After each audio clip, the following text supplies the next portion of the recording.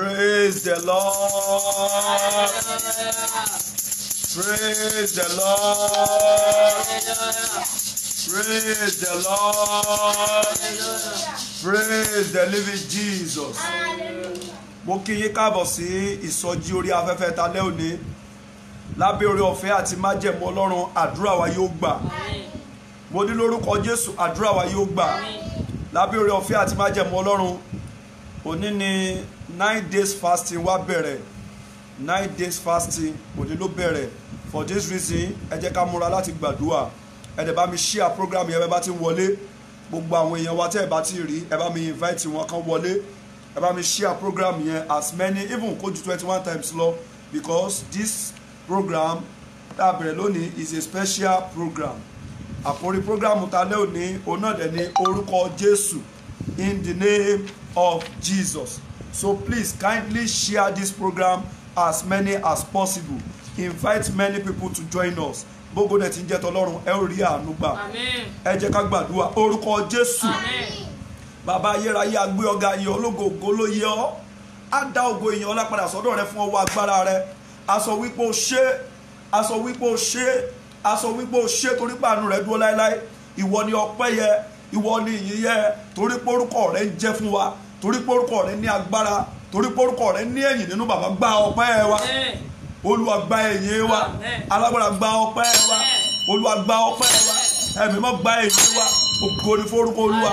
Gbogbo ẹ̀ṣẹ̀ tó lè bá wa wọnú sọ́jí ta lé òní, Olúwa dáríjì wa. Ẹ̀ṣẹ̀ tó lè dènà àdúrà wa, ẹ̀ṣẹ̀ tó lè mú ká má rówó agbára Ọlọ́run, ẹ̀ṣẹ̀ tó lè mú kí ìyanu má ṣẹlẹ̀, Olúwa dáríjì wa. Ẹ̀mí mọ́ dáríjì wa. A pè fún agbára Ọlọ́run alààyè, ó yá sọ̀kalẹ̀ wá. Agbára Ọlọ́run alààyè, ó yá sọ̀kalẹ̀ wá. Ẹ̀mí mímọ́ gba iṣẹ́ ṣe, gba iṣẹ́ ṣe, gba iṣẹ́ ṣe, gba iṣẹ́ ṣe, gba iṣẹ́ ṣe. Gbogbo àwọn tó jọ bẹ̀rẹ̀ sọ́jí ọjọ́ mẹ́sàn-án yìí, Olúwa fọwọ́ kan ayé wọn, bí ayé wọn wò. Jésù oníṣẹ́ ìyanu nínú ayé wọn ṣiṣẹ́ ìyanu. Jésù oníṣẹ́ ìyanu nínú ayé wọn ṣiṣẹ́ ìyanu. Já lè máa yìn ọ́, já lè máa dúpẹ́. Ẹ̀mí mọ́ gba gbogbo ògo, yíra rẹ lógo, jẹ́rìí ara rẹ, kí ìyanu kó ṣẹlẹ̀. Lópin ìsọjí ta lé òní ká lè máa yìn ọ́. Jésù Olúwa wa. Praise the living Jesus. Ará nínú Olúwa, bẹ́ẹ̀ bá ti wọlé ní kẹ́ máa share program yẹn. Ẹ jẹ́ máa múra àti gbàdúrà. Ẹ máa prepare ara yín láti gbàdúrà.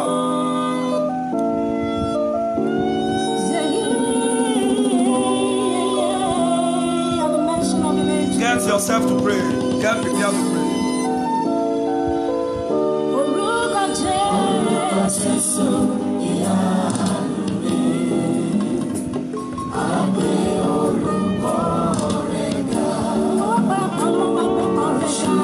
Orúkọ Jésù, orúkọ tó lágbára.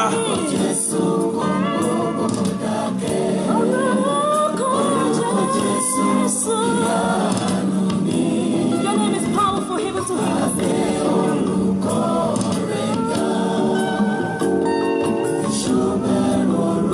every time comes back to the mention of your name. But what I can.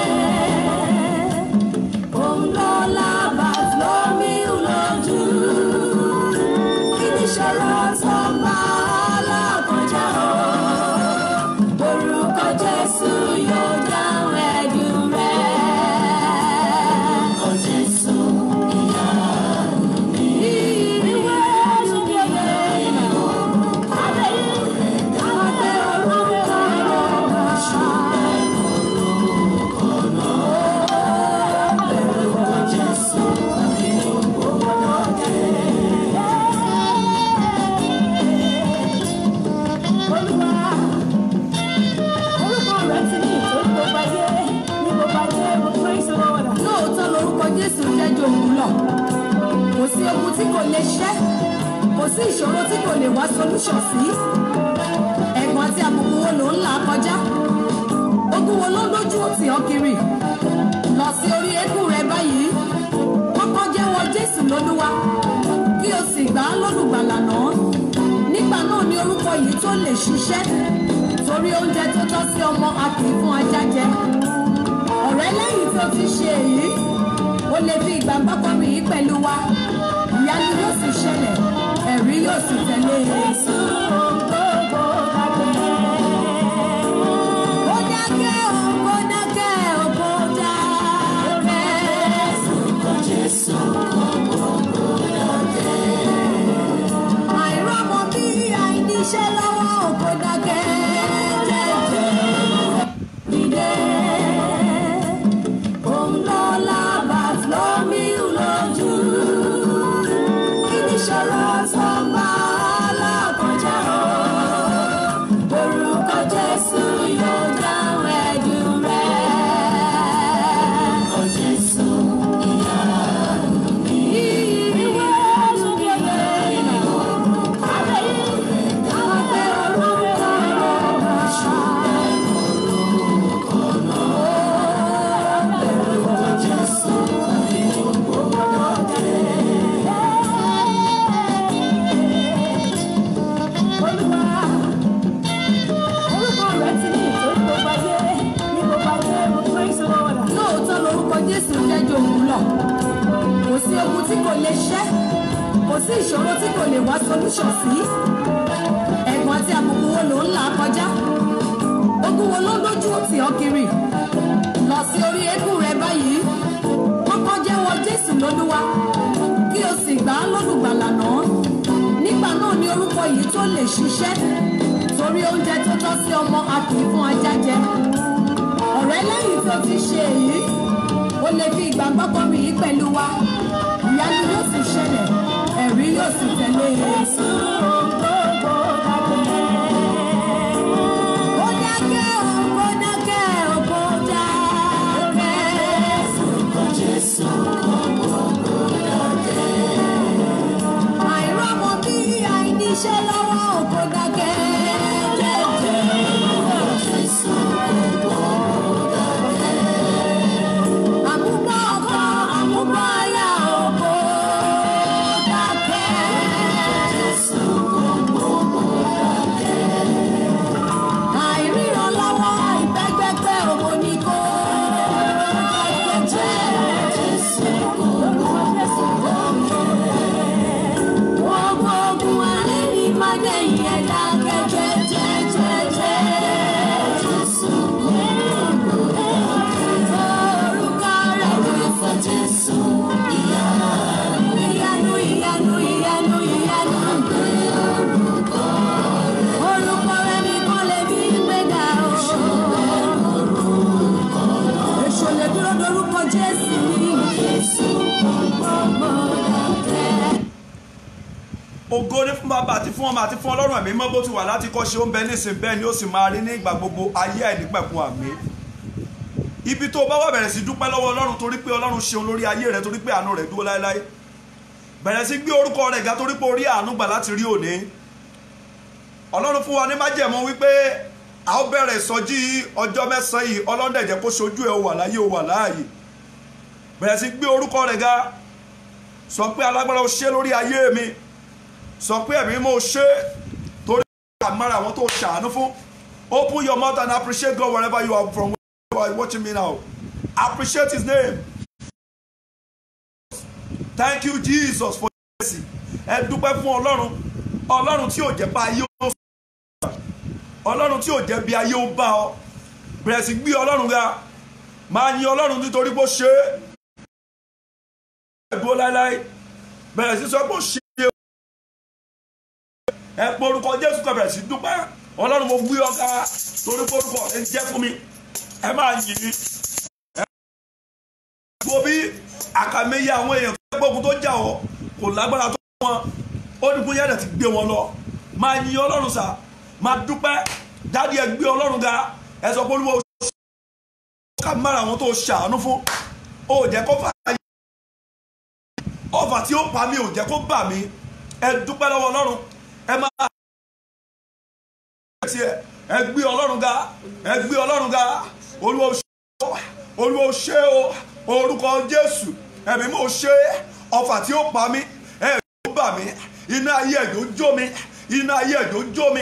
Ẹ jẹ́ ká yóò pa mí dànù. Ẹ jẹ́ kó fẹ̀mí mi ṣòfò.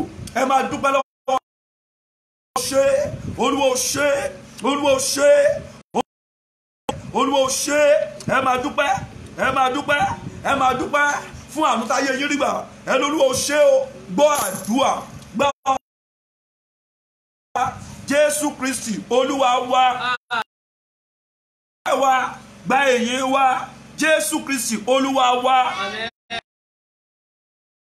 Ó yá gba ọpẹ́ wa, ọpẹ́ yìí tá a mú wá ẹjọ́ ṣètẹ́wọ́gbà. Gbogbo ẹ̀yin tẹ́ dúpẹ́ lónìí nínú ìsọjí àkànṣe talẹ́ òní, mo gbàdúrà ọwọ́ ìyanu Ọlọ́run yóò ká ayé. Tẹ́ dúpẹ́ nínú ìsọjí tòní, ọwọ́ ìyanu Ọlọ́run yóò ká ayé yín. Lórúkọ Jésù, torí pé dúpẹ́ Ọlọ́run yóò ká ayé yín. Ẹ máa tẹ àmì o. For life this evening, hand of miracle. God will touch your life today. Amen. Hand of miracle of God will touch your life today. Amen. In the name of Jesus. Amen. Receive hand of miracle. Amen. Receive hand of miracle. Amen. That miracle, that's the next miracle in your life. I decree that hand of miracle touch you today in the name of Jesus. Amen. In the name of Jesus. In the name of Jesus. Amen. In the name of Jesus. Amen. Ẹ já sáré pé Jésù. Ẹ jẹ́ pé ẹ̀mí mímọ́. Olúwa nínú ìsọjí ìtàlẹ́ yìí ṣàwárí ayé mi. Oh Lord, locate me, locate me, locate me, locate me. Lord Jesus, locate that man at the pool of Bethsaida, at the pool of faith. Lie down. Lord Jesus, him and locate him. Open your mouth this evening and pray unto God that Heavenly Father, where am I today? Here I am today. Locate me. Open your mouth and pray. Oh Lord, locate me with your power. Locate me with your hand of miracle. Oh Lord Jesus, locate me. Lord Jesus, locate me. Here I am today. Here I am today. Lord Jesus, locate me. Locate me. Locate me. Olúwa wá mi rí. Olúwa wá mi rí. Ìhà yín ni mo wà lónìí. Ó yá wá mi rí. Ẹ̀mí mo wá mi rí. Wá mi rí lónìí. Wá mi rí lónìí. Wá mi rí lónìí, ọwọ́ ìyanu Jésù olùgbàlà. Wá mi rí lónìí, ọwọ́ ìyanu Jésù olùgbàlà. Wá mi rí lónìí, ọwọ́ ìyanu Jésù olùgbàlà. Wá mi rí lónìí, wá mi rí lónìí. Jésù Olúwa wa. Olùfẹ́, mo sọ fún yín pé òní la bẹ̀rẹ̀ àwẹ̀ àtàdúrà 9 days. Get your bottled water ready wherever you are. Gbogbo ẹ̀yin tẹ́ bá ní wojú Ọlọ́run fún irú ọmọ, gbogbo ẹ̀yin kan wá ọmọ méjì lẹ́ máa ní. Gbogbo ẹ̀yin tẹ́ ń wá ọmọ, bÓlúwa yìí sọ fún mi lọ́sàn-án nìyẹn. Olúwa ní ọmọ àwọn méjì náà máa ní. Fún ìdí èyí, ìsọjí alẹ́ òní máa lágbára. Mo dẹ̀ fọlọ́run bẹ̀ yín, ẹ make sure pé bẹ́ẹ̀ bá ti ń wọlé, òun ni kẹ́ ẹ ṣiṣẹ́ evangelism. Tẹ́ ẹ bá ti ń wọlé, ẹ ṣiṣẹ́ evangelism. By sharing this program, by sharing this program. Don't just share it once, don't share it as many as possible. Just press share, share, share as many as possible. Also make it watch party. Share it to all groups. So báwa torí àkórí tó Olúwa fún wa lónìí, òní ní orúkọ Jésù. In the name of Jesus. For this reason, that name will work miraculous in your life today in the name of Jesus. Amen. That's your brother that is sick. That's your sister that is sick. The name of Jesus will deliver them tonight in the name of Jesus. Amen. For this reason, make sure you share this program as many as possible. Brethren in Christ, mo sọ fún yín, special program. Special program. Only program tá a bẹ̀rẹ̀ lónìí, ó special gan nítorí pé ọwọ́ agbára Ọlọ́run yóò rìn kọjá ní ìyanu kọjá bí a ṣe lérò. Amen. Olùfẹ́, ẹ jẹ́ ká tó lọ gbàdúrà. Jẹ́ ká lọ sínú Bíbélì nínú ìwé Joel chapter 2. The theme of our program is in the name of Jesus. In the name of Jesus. In the name of Jesus. orúkọ Jésù. Fún ìdí èyí mo fẹ́ kẹ́ share program yẹn, àwọn ọdún program lọ́nà nìyẹn, ṣùgbọ́n mo fẹ́ lọ bá yín sọ̀rọ̀ Ọlọ́run kó tó di pé a gbàdúrà. Mo fẹ́ ká kọ́kọ́ lọ sọ̀rọ̀ Ọlọ́run náà kó tó di pé a gbàdúrà. Bẹ́ẹ̀ bá ti ń wọlé make sure pé share ẹ̀, bẹ́ẹ̀ dẹ̀ ṣe ó máa dára fún yín lórúkọ Jésù. Mo wà nínú Joel chapter 2, Joel chapter 2 verse 35 and 36. Joel chapter 2 verse 35 and verse 36. Ẹ lè bá mi type ẹ̀ jáde. Joel chapter 2 verse 35 and 36. Mo fẹ́ kọ́kọ́ bá yín sọ̀rọ̀ lórí àkórí tí a fún wa. Mo fẹ́ kọ́kọ́ jọ sọ̀rọ̀ lórí ẹ̀. I want to preach to you concerning that name in the name of Jesus. I will emphasizing on that name in the name of Jesus. Throughout that 9 days of fasting and prayer, I will be mentioning that name continuously. Joel chapter 2 verse 35 and 36.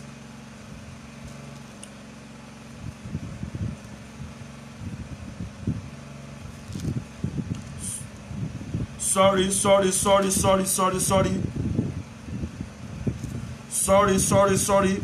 Ẹ jẹ́ ká lọ sínú Philippi. Ẹ jẹ́ ká lọ sínú Philippians chapter 2 náà. Ẹ jẹ́ ká lọ sínú Philippians chapter 2. Sorry. Philippians chapter 2. Sorry.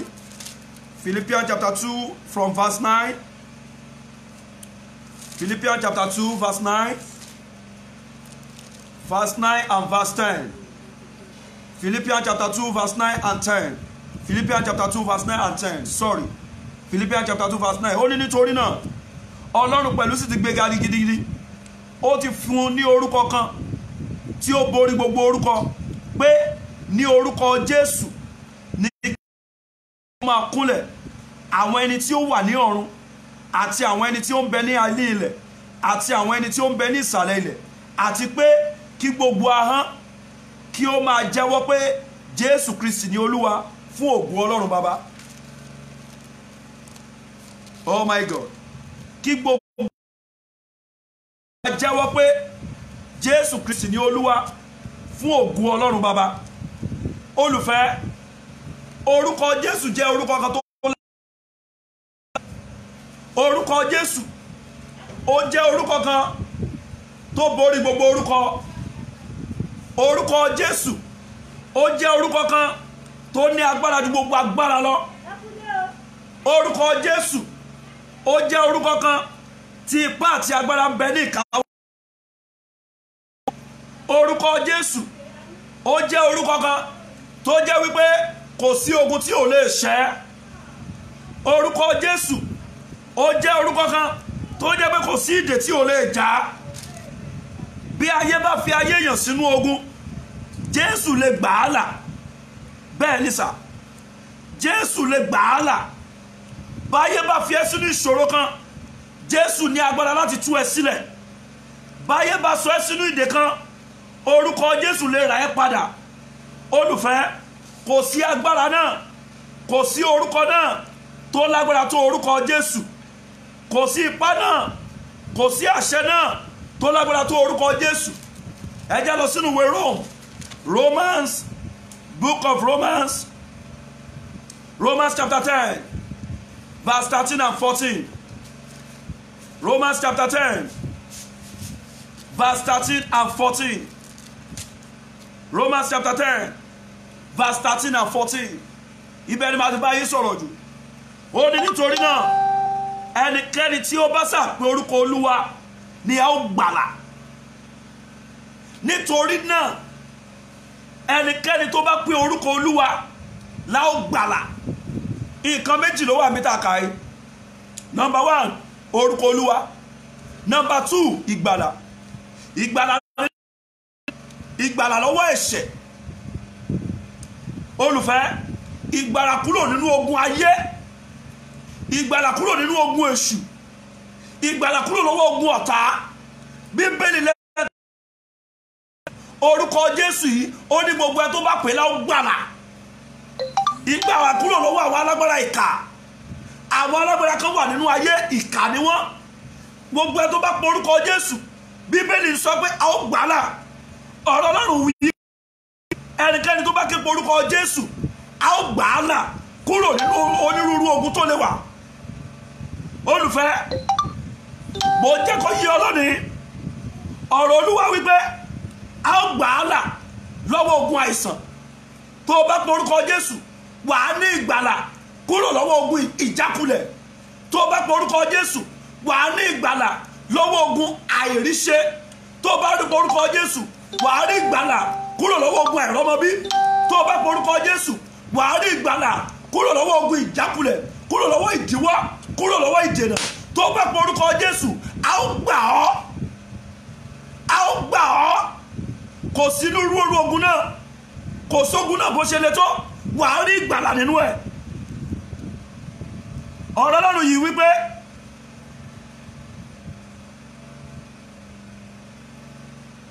kò sẹ́ni náà tó lóore ọ̀fẹ́ àti pe orúkọ Jésù, kò sí ẹni náà tó wáyè láti pe orúkọ Jésù, kò sẹ́dá náà tó wáyè láti lè pe orúkọ Jésù tí ọwọ́ agbára Ọlọ́run ò ní gbàlà.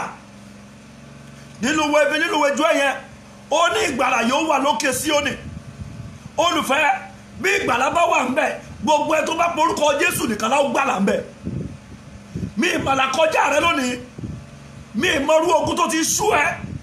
ọ̀pọ̀ níbi ayé wọn kan ti sú wọn, èdè ayé tiẹ̀ ti sú ẹ lómi. tí máa ń bẹ́ lómi sọ̀rọ̀ a máa ní dádì ó ti sú mi. tí máa ń bẹ́ lómi sọ̀rọ̀ a máa ní dádì I'm fed up with my life. tó o bá lè pe orúkọ Jésù wàá bọ́ lọ́wọ́ ogun yẹn. ṣé lórí àwọn ọmọ ẹ̀yẹn ni àwọn ọmọ ẹ̀yẹn rí nǹkan tó tí ò dùn mẹ́ nínú.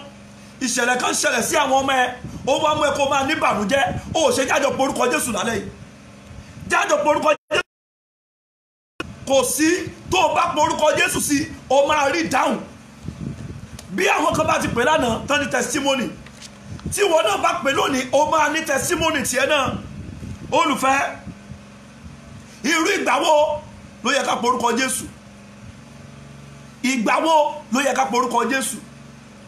Olùfẹ́, number one, ohun tọ́pọ̀lọpọ̀ mọ̀ rèé o, nígbà tára bá ti tù ẹ́, that is the first thing. gbogbo àkókò tó kọ́kọ́ fi wà nínú ìtura, ìgbà yẹn ló kọ́kọ́ yẹ kó pe orúkọ Jésù kó má bàa rí ìnira. ìgbà wo ló yẹ kó pe orúkọ Jésù? nígbà tó ti wà lókè, ó yẹ kó pe orúkọ Jésù kó má bàa jábọ́. ìgbà wo ló yẹ kó pe orúkọ Jésù? gbọ́ mi, nígbà tí ọgbọ́n bá dàbí kó fẹ́ máa di àgọ̀, ó gbúdọ̀ pé. bẹ́ẹ̀ ni sà, nígbà tó di pé alágbára rẹ di ọ̀lẹ, ó gbúdọ̀ pé Jésù sí.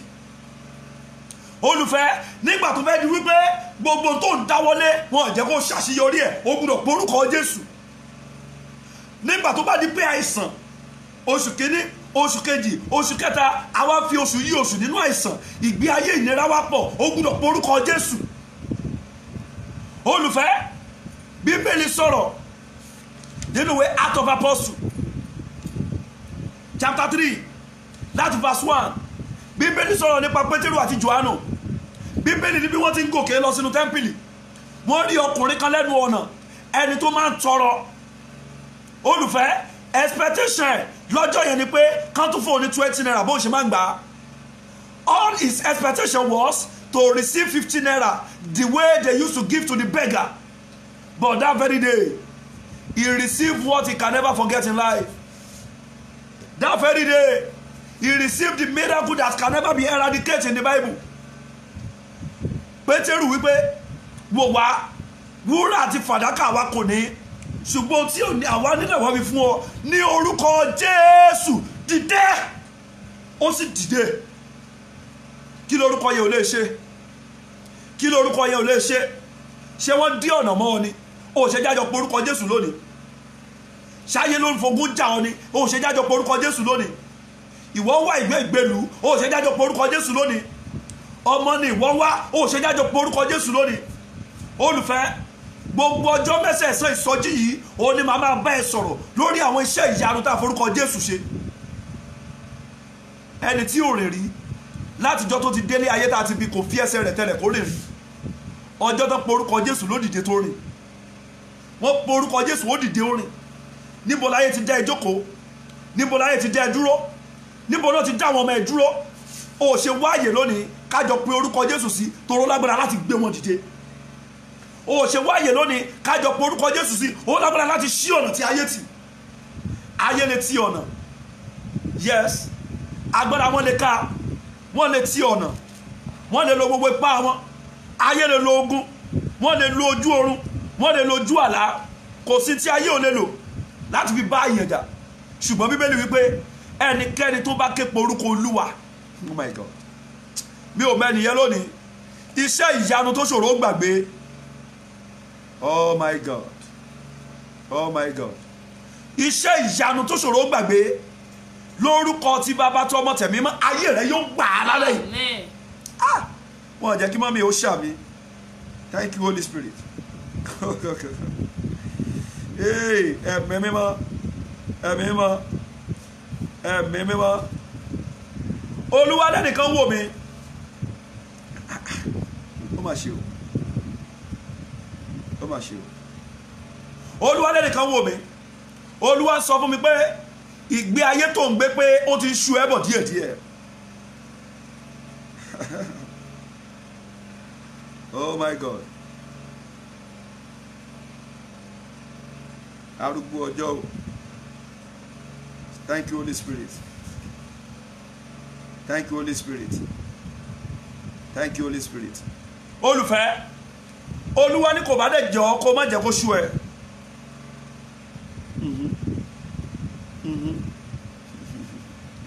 Olùfẹ́, ẹ̀mí Olúwa sọ fún mi pé ò bá dẹ̀ jọ kó má jẹ́ kó ṣú ẹ, nítorí pé lónìí a ó gbà ọ́ là. Ẹ̀mí Olúwa sọ fún mi pé lónìí a ó gbà ọ́ là. Ẹ̀mí Olúwa sọ fún mi pé ó ti fẹ́ máa ṣú ẹ. You've been experiencing, you are fed up, you are fed up somehow, you are fed up. But the Lord is telling me today that you should try more. Ẹ̀já wọn tí Bíbélì wí, ìwé Joel chapter 2, Joel chapter 2, Joel chapter 2, verse 32, verse 32, Joel chapter 2, verse 32. Yóò sì ṣe ẹnikẹ́ni tó bá ké pe orúkọ Olúwa, òun la ó gbàlà, nítorí ní òkè Síónì ní Jerusalem ní ìgbàlà yóò wà, bí Olúwa ti wí, àti nínú àwọn ìyókù tí Olúwa yóò pè. Gbọ́ mi mà, tó bá lè pè wà rí gbàlà. Ọjọ́ mẹ́sẹ̀sán yìí mo fi bẹ̀ ọ́, jájọ pe orúkọ Olúwa yẹn pẹ̀lú àwẹ̀ àtàdúà. Àwa ti wà nínú àwẹ̀ láti àárọ̀, a ti wà nínú àwẹ̀ látàárọ̀. Ọjọ́ mẹ́sàn-án ni àwẹ̀ yẹn, àdẹ́mà get bottle water. Tó bá lẹ́yìn tó ń wojú Olúwa fún irú ọmọ, jẹ́ kó ní omi méjì lọ́wọ́ ẹ̀, jẹ́ kó ní omi méjì, jẹ́ kó ní omi méjì. Múra láti gbàdúrà. Wá jọ ọjọ́ mẹ́sẹ̀sán yìí wà ní ìsẹ́ra, wà ní ìsẹ́ra láti gbàdúrà. Yẹra fún ẹ̀ṣẹ̀. Bíbélì ó ní ọwọ́ Olúwa kò kúrú láti gbani, bẹ́ẹ̀ ni etí rẹ̀ kò dí láti gbọ́. Ó ní ṣùgbọ́n àìṣedédé yín ló yà ní nípa sí Ọlọ́run. Yẹra fún nǹkan náà pè ní ẹ̀ṣẹ̀ pátápátá. Ẹni tí ta lè máa pè ní ẹ̀ṣẹ̀, yẹra fún. Wáàyè fún Ọlọ́run nínú ayé ẹ̀. Gbégbé ayé ìwà mímọ́. Jájọ képe Ọlọ́run. Yóò dẹ̀ dá ọ lóhùn. Wà á dẹ̀ ní ẹ̀rí lórúkọ Olúwa. Ẹ pé Jésù mi dẹ̀ wà. Àwọn ọnú àdúrà lọ nìyẹn. Oko tó bá lè dí ọ lọ́wọ́ láti gbàdúrà jọ pátì. Ẹ pé ẹ̀mí mímọ́. Olúwa, àdúrà ọ̀kọ́ta àgbàlẹ̀ kan yẹn la máa fi bẹ̀rẹ̀.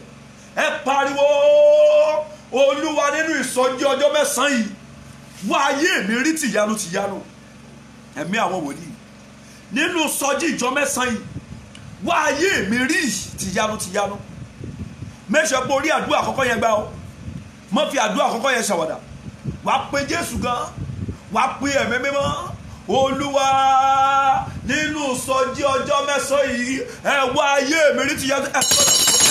Orúkọ Jésù, orúkọ Jésù, orúkọ Jésù ẹ̀mí mímọ́. Nínú ìsọjí ọjọ́ mẹ́sàn-án yìí, ẹ wá ayé mi rí, wá ayé wa rí, wá ayé wa rí tìyanu tìyanu, wá ayé wa rí, wá ayé wa rí, wá ayé wa rí, wá ayé wa rí, wá ayé wa rí, wá ayé wa rí, wá ayé wa rí tìyanu tìyanu, wá ayé wa rí tìyanu tìyanu. Gbọ́ àdúrà Jésù Olúwa wa. Àmín. Ẹgbọ́n nǹkan kejì tán ní ká ṣe, a fẹ́ lọ pe orúkọ Jésù continuously. A máa pe orúkọ Jésù nígbà 31 times. Oh my God, oh my God. Bíbélì ní kí gbogbo egun kó máa wólẹ̀. Àwọn tó ń yọ ẹlẹ́nu tó wà lókè, àwọn agbára òfurufú, Bíbélì ní kán wólẹ̀ tó bá gbórúkọ Jésù.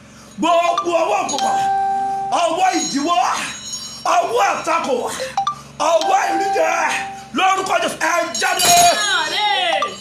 Ayayayaya ẹ jẹ́ máa ṣàmì máa ti àmì yẹn gbogbo ogun olórí kankan nínú ayé ó yẹ ṣẹ́wọ̀lẹ̀. Gbogbo iṣẹ́ àṣepá ọ̀tá, iṣẹ́ òkùnkùn lára rẹ̀ ó yẹ bàjẹ́. Gbogbo àṣẹ ayé ẹ má bàjẹ́, iṣẹ́ ayé ẹ má bàjẹ́, ẹ má bàjẹ́, má bàjẹ́, má bàjẹ́, má bàjẹ́, bàjẹ́, bàjẹ́, bàjẹ́, lórúkọ Olúwa bàjẹ́, lórúkọ Olúwa bàjẹ́, lórúkọ Olúwa bàjẹ́, ó yẹ bàjẹ́. Yes, gbogbo iṣẹ́ tí àwọn ìka òkùnkùn ti ṣe sí ẹ lára, gbogbo iṣẹ́ ayé iṣẹ́ òkùnkùn lára ẹ, lórúkọ ti bàbá, lórúkọ ti ọmọ, lórúkọ Jésù ó yẹ bàjẹ́. Yes, yes, yes, yes, ìdè tí ò jẹ́ ká yí ẹ tẹ̀síwájú, gbogbo ìdè àìsàn, ìdè ikú, ìdè ìjákulẹ̀ lára rẹ ó yẹ jáde. Lórúkọ Jésù gba ìtúsílẹ̀. Lórúkọ Jésù gba ìtúsílẹ̀. Wọ́n jẹ́ kí mọ́mí ó ṣàmì o. Lórúkọ Jésù gba ìtúsílẹ̀. Lórúkọ Jésù gba ìtúsílẹ̀. Lórúkọ Jésù gba ìtúsílẹ̀. Ẹ̀mí àwọn wòlíì, ẹ̀mí àwọn wòlíì, ayayayayayaya, oh God, mo pa á láṣẹ nínú ìyàrá ìdálóró, nínú ìyàrá ìdálóró tí ayé rẹ wà, lórúkọ Jésù ó yá jáde lónìí. Nínú ìyàrá òkùnkùn, ìyàrá ogun, ìyàrá ayé tí ayé rẹ wà ó yá jáde lónìí. Nínú ìyàrá ó yá jáde, ayé jáde, jáde, jáde, jáde. Níbi tí a ti ògo rẹ mọ́, níbi tí a ti promotion ẹ mọ́, ní ìyàrá òkùnkùn tá a ti ìgbéga ẹ mọ́, ní yàrá òkùnkùn tá a ti àyànmọ́ ẹ mọ́, lórúkọ Jésù ó yá jáde. Ẹ jọ̀ọ́ share program yìí, ẹ share program yìí, ẹ share program yìí.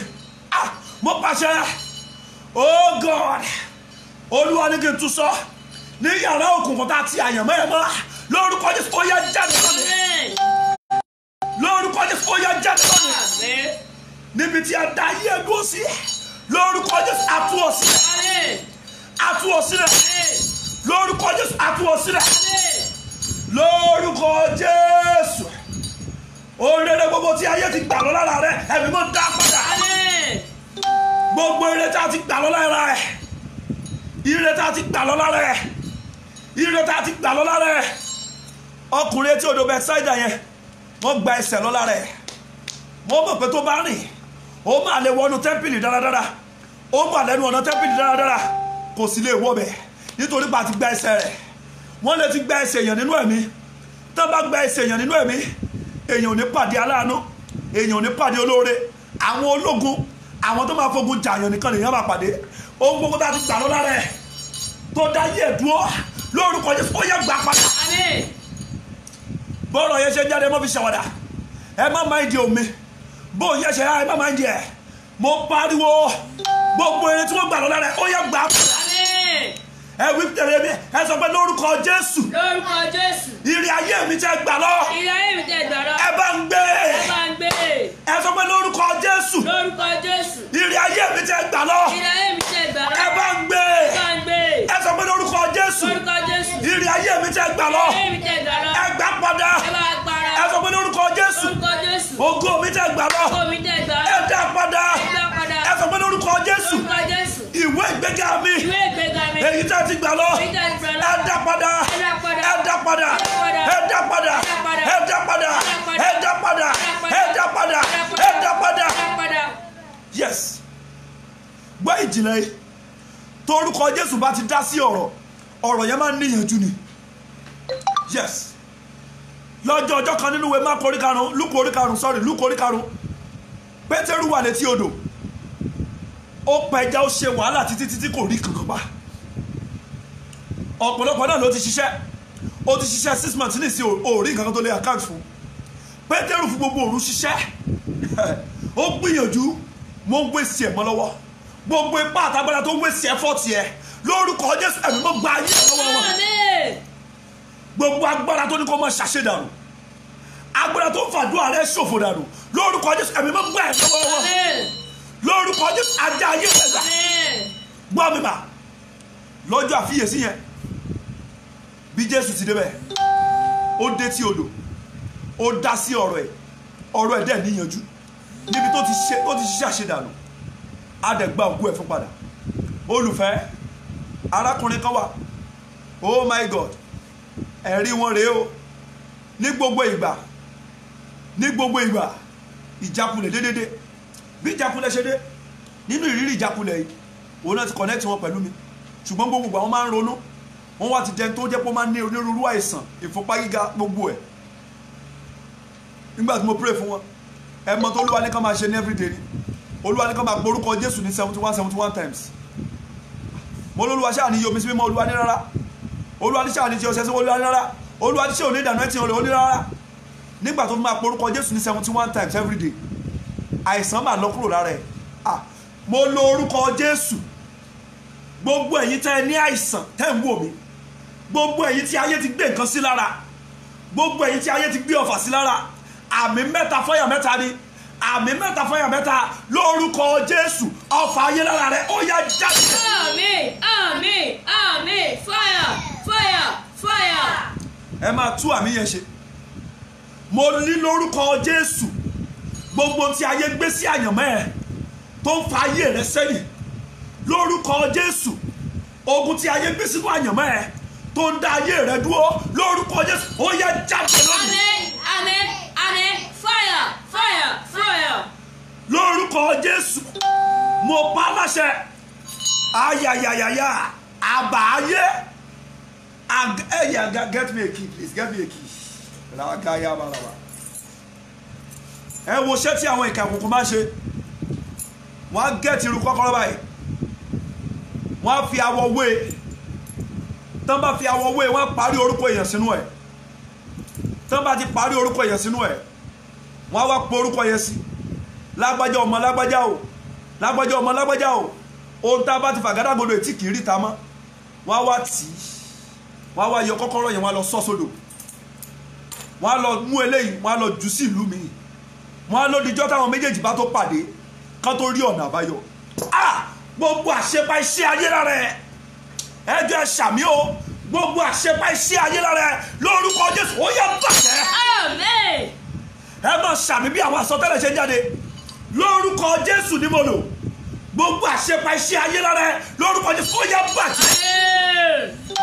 Ẹ̀yin tí wọ́n retí pé wọ́n ì máa ṣe operation lórí yín, mo lo orúkọ Jésù lórí yín lónìí, operation yẹn Olúwa cancel. Àmín. Any form of operation lórí ayé yín, mo lo orúkọ Jésù, ẹ̀mí mọ́ cancel. Àmín. Lórúkọ Jésù ẹ̀mí mọ́ cancel. Àmín.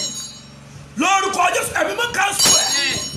Iṣẹ́ tá a lọ parí sínú odò, iṣẹ́ tá a lọ parí sóríta mẹ́ta, iṣẹ́ ìkà òkùnkùn tá a lọ parí sóríta mẹ́rin tó ń yọ ayé rẹ lẹ́nu, gbogbo iṣẹ́ òkùnkùn tó ń yọ àwọn ọmọ ẹ lẹ́nu, gbogbo iṣẹ́ òkùnkùn tó ń yọ ayé ẹ lẹ́nu, lórúkọ Jésù ó yá bàjẹ́. Àmín. Gbogbo iṣẹ́ òkùnkùn tó ń fa ìdíwọ́ ìdènà fún ayé ẹ, lórúkọ Jésù ẹ̀mí mọ́ bàjẹ́. Àmín. Bàjẹ́, bàjẹ́, bàjẹ́, bàjẹ́, bàjẹ́, bàjẹ́, bàjẹ́. Gbogbo ọwọ́ adánilóró lára ẹ̀, gbogbo ọwọ́ adánilóró lára ẹ̀, àmì mẹ́ni yẹn, Olúwa ní ọwọ́ yẹn ń dá ẹ lóró, Olúwa ní ọwọ́ yẹn ń dá ẹ lóró lọ́wọ́lọ́wọ́, Olúwa lọ́wọ́ yẹn ń fìyà jẹ lọ́wọ́lọ́wọ́. Gbogbo ọwọ́ adánilóró lára ẹ̀, lórúkọ Jésù ti Násárẹ́tì, mo pa á láṣẹ, ẹ̀mí mọ́ ṣí lọ́wọ́ iṣẹ́. Àmín. Lórúkọ Jésù lónìí ó ṣíwọ́ iṣẹ́. Àmín. Lórúkọ Jésù ó ṣíwọ́ iṣẹ́. Àmín. Èèyàn mẹ́wàá péré morí tó ti share program yìí, àwọn mẹ́wàá péré morí tó ti share ẹ̀, just 10 people morí tó share ẹ̀. Ẹ̀yin 10 people yẹn tó rí share ẹ̀, rí share ẹ̀, ẹ má dúró dé yẹn rí share ẹ̀. Àwọn kan morí wọn tí wọ́n kọ́ share ẹ̀ tí share ara. Mo pàṣẹ iná ogun tó ń jà ẹ́ lábẹ́ aṣọ, iná ogun tó ń jà ẹ́, Olúwa sọ fún mi kí n sọ̀rọ̀ yìí nígbà méje, màá máa sọ lórúkọ Jésù. Iná ogun tó ń jó ẹ lábẹ́ aṣọ, lórúkọ Jésù ẹ̀mí mọ́ bomi pa. Àmín. Iná ogun tó ń jà ẹ́, ẹ̀mí mọ́ pa. Àmín. Iná ogun lábẹ́ aṣọ, ẹ̀mí mọ́ pa. Àmín. iná ogun lábẹ́ aṣọ ẹ̀mí mọ́ pa iná ogun tó ju ẹ̀mí mọ́ pa ẹ̀mí mọ́ pa paná ogun nínú ayé paná ogun Jésù paná ogun Jésù paná ogun Jésù paná ogun Jésù paná ogun. Yes, yes, yes. Ìró dídùn lórí ìṣẹ́ra orúkọ dídùn níyàn orin tó dùn jù lọ ní Jésù Jésù Jésù oníṣègùn làwa ní Jésù wá bá mi dárò ọ̀rọ̀ rẹ̀ mú ní láradá àgbọ̀ òun ti Jésù ìró dídùn lórí ìṣẹ́ra orúkọ dídùn níyàn orin tó dojú lọ ní Jésù Jésù Jésù. Ẹ̀gbọ́n tó ní kí n sọ yìí gbogbo ọ̀nà eré tó ti dí mọ́ ẹ lórúkọ Jésù ó yá máa là gbogbo ọ̀nà eré tó ti dí Olúwa lẹ́yìn kan bẹ́ẹ̀ mípọ́ náà ti dí lórúkọ Jésù mo pàṣẹ gbogbo ọ̀nà eré tó ti dí ó yá máa là lórúkọ Jésù ti Násárẹ́tì gbogbo ọ̀nà eré tó ti dí ó yá máa là ayagada diagaba ni mo ṣe ń da yagaba yegede boye mo so ń ta yagaba rekete yebo gbogbo ọ̀nà eré ọ̀nà àánú ilẹ̀kùn àánú tí ayé títì ó yẹ máa ṣí lónìí gbogbo ọ̀nà eré tó ti dí ó yẹ máa ṣí lónìí. Yes yes yes Olúwa ló fẹ́ tú ẹnìkan sílẹ̀ lọ́wọ́ ogun jàyájọ́ mọ́ bí o mẹ́ni yẹ o Olúwa ló fẹ́ tú ẹ sílẹ̀ lọ́wọ́ ogun tó máa ń jà wọ́n ní ìran yín ogun tó máa ń jà wọ́n ọkùnrin ilé yín ogun tó máa ń jà wọ́n obìnrin ilé yín Olúwa ní ká porúkọ Jésù nígbà 17 ìgbà 17 ìgbà 17 yes yes thank you Father Olúwa ló fẹ́ ṣí ègún àti èpè Olúwa ló fẹ́ ṣí ègún àti èpè ẹ gbé ọwọ́ lé orí gbogbo yẹn ẹ gbé ọwọ́ lé orí ẹ gbé ọwọ́ lé orí Olúwa ló fẹ́ ṣí ègún àti èpè orúkọ Jésù nígbà 17 ìgbà 17 ẹ bá porúkọ Jésù ẹ wà mí ní èpè àti ègún lórí mi Olúwa máa ṣí orúkọ Jésù máa ṣí èpè àti ègún tí kìí jẹ́ kó ṣe rere lójú ọjọ́ èpè àti ègún tó máa ń pamọ́ nílé wa èpè àti ègún tí kìí jẹ́ kó dàgbà èpè àti ègún tó máa ń dáyé wọn padà sẹ́yìn ó yẹ máa ṣí ìgbà 17 ẹ máa gbé ó ẹ ò ní lórúkọ Jésù lórúkọ Jésù lórúkọ Jésù nígbà 17 ẹ fọ́jà lórúkọ Jésù lórúkọ Jésù lórúkọ Jésù lórúkọ Jésù lórúkọ Jésù lórúkọ Jésù lórúkọ Jésù lórúkọ Jésù lórúkọ Jésù lórúkọ Jésù lórúkọ Jésù lórúkọ Jésù lórúkọ Jésù lórúkọ Jésù lórúkọ Jésù lórúkọ Jésù lórúkọ Jésù gbogbo èpè àti ègún lórí ayé wa ó yá ṣí gbogbo èpè gbogbo ègún lórí ayé wa ẹ máa ṣí dànù lórúkọ Baba lórúkọ Tọmọ lórúkọ Mímọ́ ẹ máa ṣí dànù gbogbo èpè gbogbo ègún lórúkọ Baba lórúkọ Tọmọ lórúkọ Mímọ́ ẹ máa ṣí dànù lórúkọ Jésù ẹ máa ṣí dànù lórúkọ Jésù ẹ máa ṣí dànù lórúkọ Jésù ẹ máa ṣí dànù lórúkọ Jésù ẹ máa ṣí dànù mo pàṣẹ lórúkọ tí Baba lórúkọ Tọmọ ègún ilé Baba ègún ilé ìyá ogun ilé Baba ogun ilé ìyá ègún àtẹ̀kù lórúkọ Jésù ẹ máa ṣí dànù ẹ máa ṣí dànù ẹ máa ṣí dànù gbọ́ àdúrà Jésù Olúwa wa gbogbo ègún ilé Baba ègún ilé ìyá lórí ayé ẹ lórúkọ Jésù kó máa ṣí dànù lórúkọ Jésù gbogbo ègún àti èpè ẹ máa ṣí dànù lórúkọ Jésù ẹ máa ṣí dànù máa ṣí dànù. Yes abalabi tá a dé ìjà abalabi tó wà sensitive kí ló fẹ́ rí mọ́ nínú ayé ẹ wàá pariwo Jésù wàá pe ẹ̀mí mímọ́ wàá ní lórúkọ Jésù ìwọ nǹkan báyìí fi ayé mi sílẹ̀. This is what they call personal deliverance. Don't joke with that prayer. Don't joke with it. You shout the name of Jesus once. You, this particular problem, yes, out from my life. Out from my life. This is what they call personal deliverance. Oh, make sure you open your mouth and talk. Yes, Baba. Yes, Baba. Yes, Baba. Yes, Baba. Thank you, Holy Spirit. The Lord said, He wants to deliver 3 people now. He's ready to deliver 3 people now that is online. Ready to pray. You shout the name of Jesus once. You mention that name. You mention that name. Maybe it's sickness. Maybe it's ailment. Yes. Maybe it's disappointment. Yes. Unable to conceive. Barrenness. You say, out from my life. Are you ready to pray? Are you ready to pray? Call the name of Jesus once. You this so battle in my life. Out in the name of Jesus. Open your mouth and pray. Lórúkọ Jésù. Ẹ̀mí mímọ́.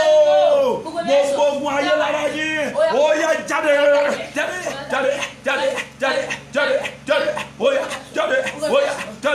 yá jáde. Lórúkọ Olúwa jáde. Lórúkọ Jésù jáde. Ó yá jáde. Yes. Jáde. Ó yá jáde. Ọwọ́ ogun ẹ máa jáde láyé àwọn èèyàn.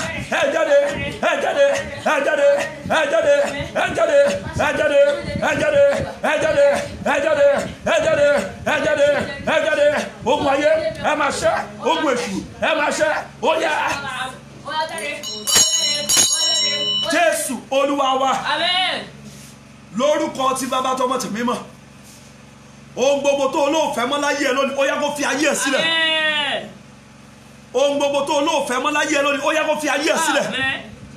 Ohun gbogbo tó lé jáde láyé ẹ lónìí, ó yá fi ayé ẹ sílẹ̀. Amen. Ogun tó lé jáde láyé ẹ lónìí, ó yá fi ayé ẹ sílẹ̀. Amen. Atu ẹ sílẹ̀. Amen. Atu ẹ sílẹ̀. Amen. Atu ẹ sílẹ̀. Amen. Atu ẹ sílẹ̀. Amen. Atu ẹ sílẹ̀. Amen. Atu ẹ sílẹ̀. Amen. Atu ẹ sílẹ̀. Atu ẹ sílẹ̀. Atu ẹ sílẹ̀. Ògo ni forúkọ Olúwa. Hallelujah. Oh my God. Heavenly Father, thank you. Ẹgbọ́n bọ́ ṣe ní ká gbàdúrà yìí, àdúrà kan tó kù rèé.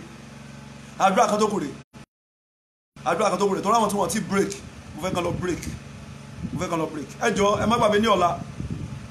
Ẹ pàdé mi ní 7 láàárọ̀ ọ̀la, 7 a.m. láàárọ̀ ọ̀la, Nigerian time 7 a.m. láàárọ̀ ọ̀la. Olúwa ní kí n pàdé olórí òkè 7 a.m. early in the morning 7 a.m. mo máa wà lórí òkè ní 7 a.m. ẹ pàdé mi lórí òkè. Ẹ make sure pé get bottle water yín náà ready tẹ́ bá ti wọ́n bọ̀ lórí òkè. Tẹ́ bá ti wọ́n pàdé mi lórí òkè get bottle water ready 7 a.m. lórí òkè láàárọ̀ ọ̀la. Olúwa ní ọmọ bá a ṣe gbà lálẹ́ yìí ká gbà láàárọ̀ ọ̀la lórí òkè ká tún gbà ní alẹ́ bẹ́ẹ̀ morning session night session that 9 days fasting ó ti máa ní agbára lórí òkè láti máa pàdé láàárọ̀ ọ̀la. Ẹ gbọ́ bẹ́ẹ̀ ṣe máa gbàdúrà yìí orúkọ ẹjọ́ gbogbo ẹ̀yin obìnrin ní ká gbàdúrà yìí ẹ̀yin bàbá ẹ má sùn o ẹ̀yin bàbá ẹ sọ o ẹ ò ní lórúkọ Jésù alágbára náà pè ọ́ ṣe bó ti tó nínú ayé mi manifest yourself in my life Jesus you are a powerful God manifest yourself in my life ṣe bó ti tó ẹjọ́ gbogbo yẹn ló máa gbàdúrà yìí ẹ̀yin dádì ẹ rí àdúrà yìí gbà ká mọ̀ ṣe rí mọ́mí tí ò ní rí àdúrà ìgbà ẹjọ́ gbàdúrà ìgan ẹ ò ní Jésù olùgbàlà nínú ayé mi ṣe bá lágbára ni ọ́ ṣe bó ti tó ṣe ẹ̀sọ́ orúkọ Jésù mímọ́ bàbá mi mú gbàdúrà nínú ayé wa ṣe bó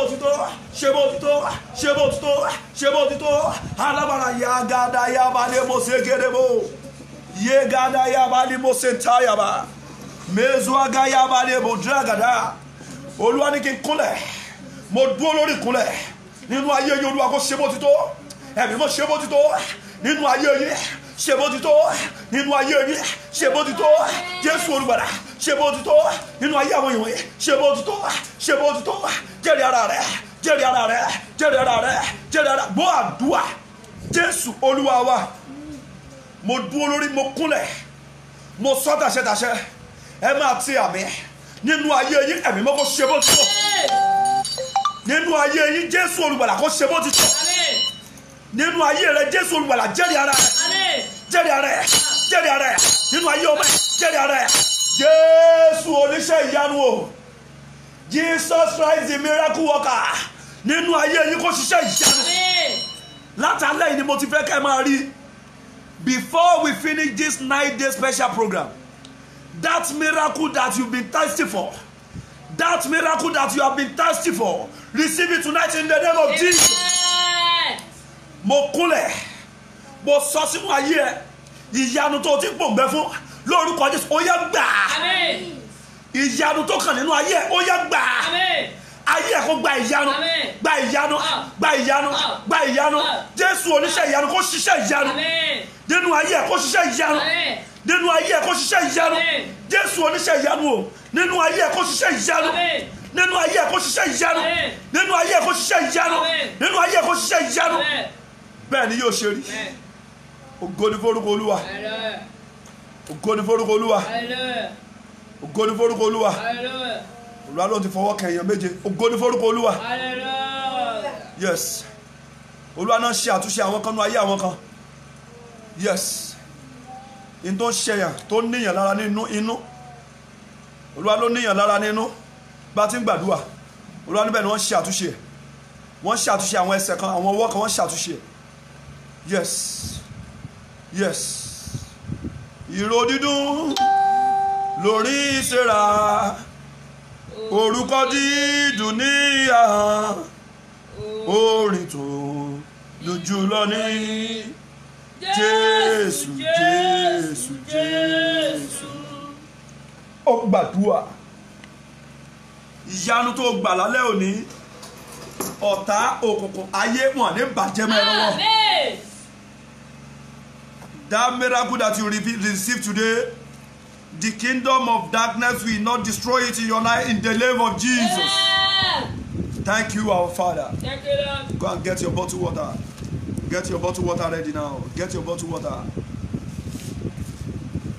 Get your bottle water ready. Get your bottle water ready. Get your bottle water ready. Get your bottle water ready. Bottle water. Your bottle water. Zagada yagada yabala bala yagada.